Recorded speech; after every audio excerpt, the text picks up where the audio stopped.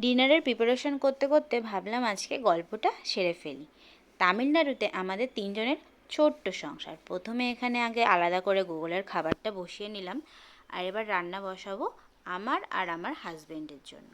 তামিলনাড়ুতে কিন্তু ভাষাগত সমস্যাটাই আমাদের সব থেকে বেশি হয়। আর যেহেতু আমরা এখানে মাত্র তিনজনই থাকি, নিজের লোক বলতে কেউ নেই, তাই গুগলেরও একটু সমস্যা হয়। তাই সমস্ত কাজ সেরে কিন্তু গুগলকেও আমার সময় দিতে হয়। আর রান্নার মাঝখানে গুগল চলে এসেছিলো আমাকে ডিস্টার্ব করার জন্য।